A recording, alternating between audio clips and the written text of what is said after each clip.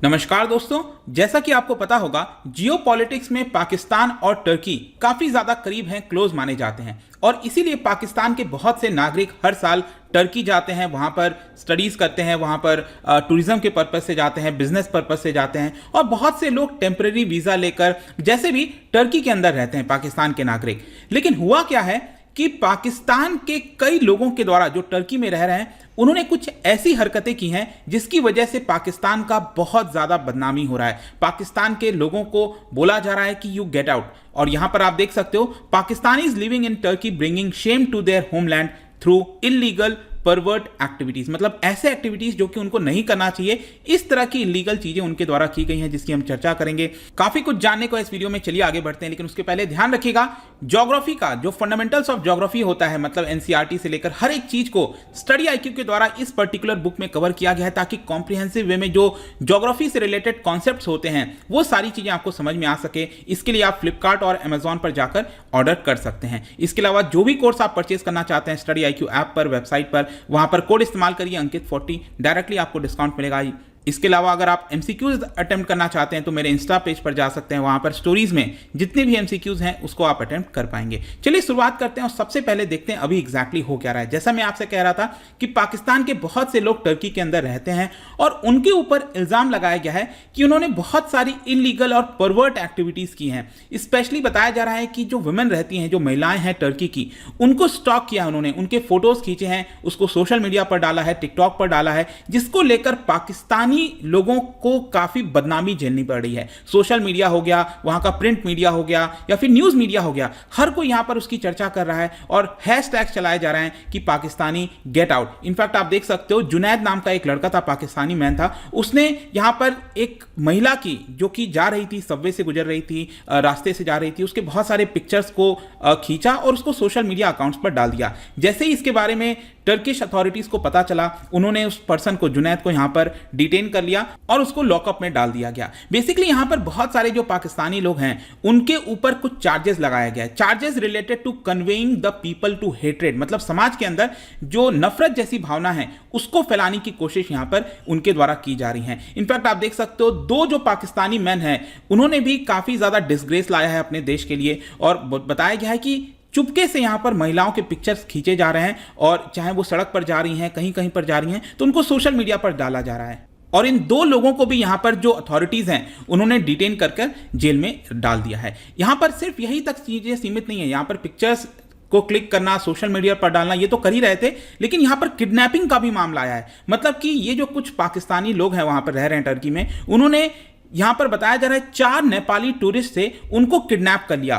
Basically अगर आप देखोगे तो टर्की के अंदर एक काफ़ी इंपॉर्टेंट शहर है जो कि यूरोप के पार्ट में आता है, इस्तांबुल, और काफ़ी टूरिस्ट वहां पर जाते हैं। तो नेपाली 4 टूरिस्ट थे, वहां पर एक स्क्वायर है तकसीम स्क्वायर, ठीक है, जैसे टाइम स्क्वायर आपने सुना होगा न्यूयॉर्क वगैरह में, तो वैसे ही तकसीम स्क्वायर वहां पर इस्तांबुल में है, वहां पर से किडनैप किया गया और उनको एक हाउस के अंदर डाल दिया गया और बताया गया कि ये सारी चीजें 6 पाकिस्तानी नेशनल्स के द्वारा किया गया था ये सारी चीजें, और उन्होंने बेसिकली गन पॉइंट पर उनको रखा और 3 दिन तक बताया गया कि उनको घर में रखा गया और 10,000 यूरोज उनके फैमिली से डिमांड किए गए, रैंसम मांगा गया किडनैप करके।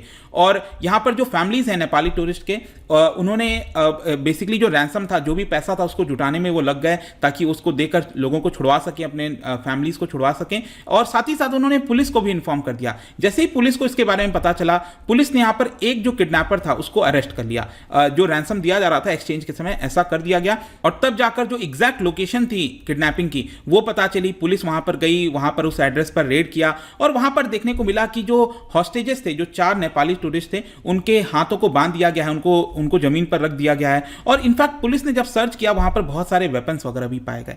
तो आई होप कि आप समझ रहे होगे कि आप दूसरे देश में जाकर इस तरह की चीजें, किडनैपिंग करना, रैंसम मांगना जो महिलाएं हैं, क्योंकि आपको एक और चीज समझना होगा कि पूरे इस्लामिक कंट्रीज में अगर आप देखोगे तो टर्की एक ऐसा देश है जो कि हमेशा से थोड़ा सा लिबरल रहा है in comparison to other Islamic nations. और ऑल्दो आप कह सकते हो अभी जो अर्डोगान का रूल चल रहा है उसमें काफी ज्यादा कंजर्वेटिज्म देखने को मिला है, लेकिन स्टिल बाकी देशों के मुकाबले जो टर्की है वो काफ़ी ज़्यादा लिबरल रहा है। बहुत सारे टूरिस्ट इसीलिए वहाँ पर प्रेफर करते हैं जाना। लेकिन ये सारी जो चीज़ें हुई हैं उसकी वजह से वहाँ की जो सोशल मीडिया है बहुत ज़्यादा बैकलैश देखने को मिल रहा है पाकिस्तानी मेन के खिलाफ। इनफैक्ट जो हैशटैग आप देख सकते हो, पाकिस्तानी परवर्ट्स, पाकिस्तानी गेट आउट, इस तरह के हैशटैग लगातार सोशल मीडिया पर चलाया जा रहा है। और इनफैक्ट सिर्फ यही नहीं, जो टर्किश मीडिया है उसने भी जब देखा कि सोशल मीडिया पर इतनी सारी चीज़ें चर्चा चल रही हैं पाकिस्तान के खिलाफ, तो उन्होंने भी इस चीज़ को हाथ में लिया और जितने भी पाकिस्तानी मैन हैं जो इस तरह की हरकत कर रहे हैं उनके फोटोज़ को सोशल मीडिया पर जो मीडियाज़ हैं उसमें लाया गया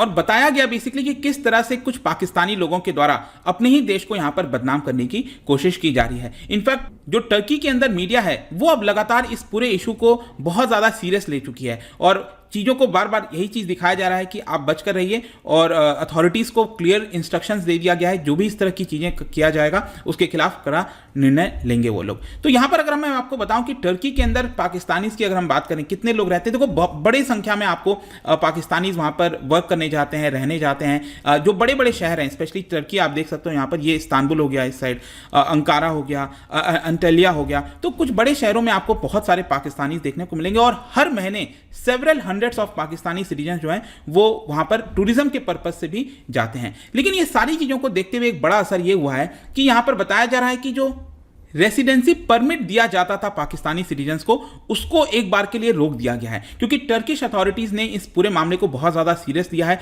और टर्किश गवर्नमेंट ने यहाँ पर आइडेंटिफाई करना स्टार्ट कर दिया है जितने भी लोग इसके अंदर शामिल थे जो कि इलीगल एक्टिविटीज़ कर रहे हैं। और जो सबसे बड़ी बात पता चली है वो ये है कि टर्किश गवर्नमेंट ने जो वीज़ा पॉलिसी है फॉर पाकिस्तानीज़ उसको काफ़ी ज़्यादा टाइट कर दिया है कि कौन से पाकिस्तानी सिटीजन्स को टर्की के अंदर अलाउ किया जाएगा, नहीं किया जाएगा। क्योंकि पहले ये बहुत ज़्यादा क्लोज आपस में कंट्रीज़ हैं तो बहुत ज़्यादा लिबरल पॉलिसीज़ होता है ना कि जब दो देश आपस में काफ़ी ज़्यादा क्लोज हैं तो जो आवाजाही है लोगों की, एक्सचेंज ऑफ पीपल, वो काफ़ी अच्छे से होता था। लेकिन इस पूरे इंसिडेंट्स के बाद से टर्की ने काफ़ी सख्त कड़े जो कानून है, नियम है, वो पाकिस्तानी सिटीजन्स के ऊपर लगा दिया है। इनफैक्ट जो टेम्पररी रेसिडेंस परमिट होता था जो कि पाकिस्तानी को दिया जाता था उसको भी एक बार के लिए स्टॉप कर दिया गया है टर्की सरकार के द्वारा। और यहां पर जैसे जैसे केसेस इंसिडेंट्स राइज, क्योंकि ये मामला पहले से भी चलता आ रहा था लेकिन रिसेंट टाइम्स में ये केसेस बहुत ज़्यादा बढ़ते हुए देखने को मिला और इसीलिए फाइनली आप कह सकते हो कि जो पाकिस्तान की एम्बेसी है और जो कई सारे काउंसुलेट्स हैं अलग अलग शहरों में, उन्होंने एडवाइजरी जारी कर दिया अपने नेशनल्स के लिए, अपने पाकिस्तानी सिटीजन्स के लिए कि आप दूसरे के कल्चर को रेस्पेक्ट करिए, आप जिस तरह की हरकत कर रहे हैं आपको नहीं करना चाहिए क्योंकि अल्टीमेटली इससे पाकिस्तान की ही बदनामी होगी। तो इस तरह का पूरा माहौल आपको देखने को मिलेगा। फाइनली कंक्लूजन में देखिए हो क्या रहा है। ये जो पूरा इंसिडेंट हुआ था उसके पहले भी अगर आप देखोगे ना, आपको याद होगा जो पूरा पाकिस्तान के असेंबली में पूरा मामला हुआ था, इमरान खान को हटाया गया, तो उसके बाद से बहुत सारे पाकिस्तानी जो टर्की के अंदर रह रहे हैं उन्होंने प्रोटेस्ट करना स्टार्ट कर दिया कि इमरान खान को ऐसे कैसे हटा दिया गया।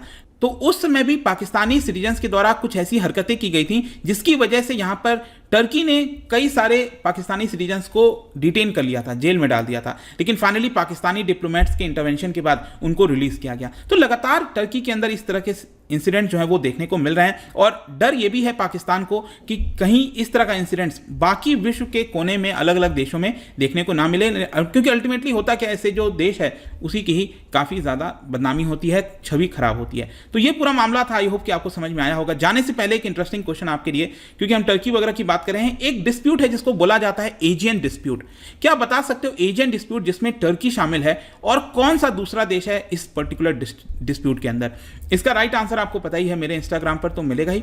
वहां पर अगर आप नहीं हो कोई बात नहीं, टेलीग्राम से भी ले सकते हैं इसका सही उत्तर। मैं कई सारे जो एमसीक्यूज हैं वो यहाँ पर स्टोरीज में डालता रहता हूँ। बाकी अगर आपको पीडीएफ चाहिए तो टेलीग्राम पर आइए, अलग अलग सोशल मीडिया पर भी आप जुड़ पाओगे। और जैसा मैंने बताया, किसी भी एग्जाम की अगर आप तैयारी कर रहे हैं, यूज दिस कोड अंकित40, इससे आपको डायरेक्टली डिस्काउंट मिलेगा। आई होप कि वीडियो आपको पसंद आया होगा। मिलता हूं आपसे next time. Till then, thank you very much, see you soon.